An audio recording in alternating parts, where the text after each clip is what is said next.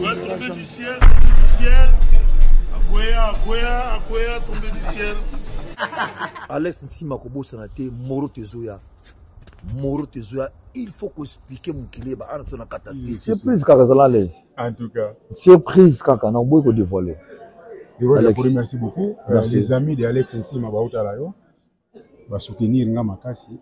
On a un événement où nous avons Maria Pombe, Cordon Wasenga, Jetou Beno, Israël Nash, et puis tout ça Antonio Madidi, Dival Kassongo, il y a Kassan Complexe.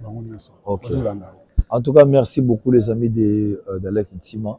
N'engagez vous soutenir Alex Alala Nadidas Arena pour assister à un concert où il y a Wenge Musique à Maison Mère. En tout cas, beaucoup de toujours, vous en avez soudé, bon moko pour la bonne marche puis la culture congolaise. Vous avez Wenge Musique et les orchestres.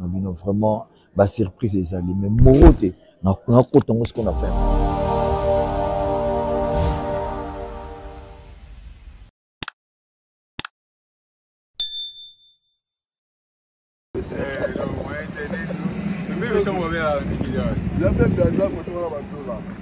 Baza côté à Lyon, côté moi là-bas, côté à Lyon. Bien sûr, ouais. Ouais, y a même Baza côté à Lyon. La merci, Marc Zola.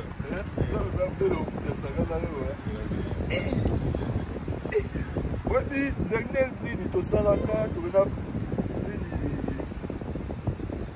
c'est les folies des Aka, pique-nique, moto, on a la souka, oh, car la pour tout ça là, là, la là, là, la pression quand il photo.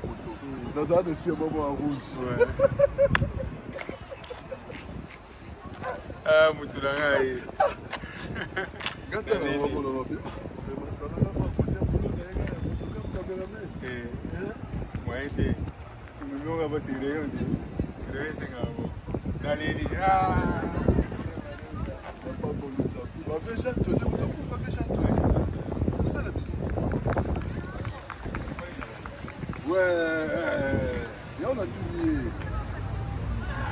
Bana Wenge, tout ça na Didas Arena na lobaki événement lelo ay koyinda parce que ba hôtel tout ils ont déjà bien encadré. Nous avons les mélomanes de la bonne musique, parce qu'ils ont yinda déjà makambu dans les bons. On va mettre l'encadrement toujours les alaga. Donc, bango ne bazana pour la sécurité pour la biso. Yinda ya kosakana te. Donc voilà, bana wenge. Tout le monde va les gars, ils ont champion. Va faire un bani boyaki. Mettre Odilon. Mode na yo place aux alliés. Kado bosana. Mama Wifa. Le restaurant Mama Wifa lia. Mela sepela. Tabangulu malangwa kwanga tonini. Azaga pemeni awa. A 0 mètres. Il y a Didas Arena. Voilà quoi. Mon ami de Lyon, chancelier impeccable.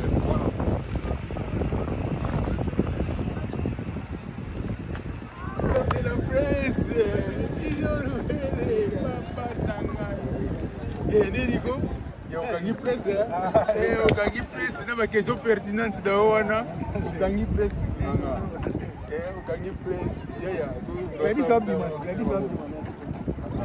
abi me foka pour dala bwana bien David bien mon ami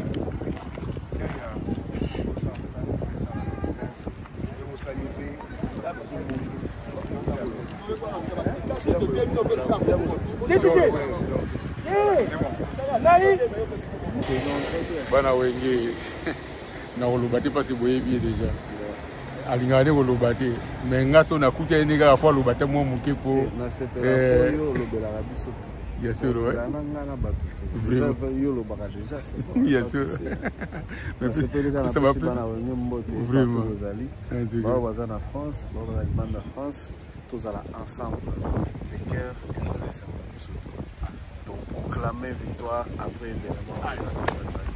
Merci. Ah tu gars, CG. Donc voilà, câble, yo no bité pour ça na boloba. Ouais, câble mon ami de Lyon, Bino Bataillon. Vous voyez déjà un terrain donc voilà tout ça on a et puis les bandits tu veux pour les badge na biso. Donc voilà quoi, message. Ouais, événement tout ça donc journal lelo eza roina to komi mukolo ngo eza sujour jité komine lelo za ne lelo wana kati ya Didas Arena ba image dimanche. Donc, ça, là, non, mais c'est tout ça, là. Donc, il y a pas de il y a vraiment ma place là. Ici, on va toujours ensemble. Ma plaisir à tout. Tyson Wanda, Kiko Jam électrique, Maître Tinaï, Maître Tison 0D, Maître Gilles Quadra. Donc, ma plaisir à Nama. Dans la Lubaki, le Nile, ma Pembele, donc il y a une Siminjili, ma forme, l'amba, donc il y a voilà, merci beaucoup. Nous avons beaucoup de choses à célébrer. Notre pays, notre fierté, notre hospitalité, notre avenir et surtout nos réussites et innovations. C'est pourquoi, voilà, un réseau social par le Congolais vient s'imposer dans le domaine numérique, offrant la possibilité de passer des appels à travers le monde. Yaïken Voilà. Abonnez-vous massivement sur voilà.com.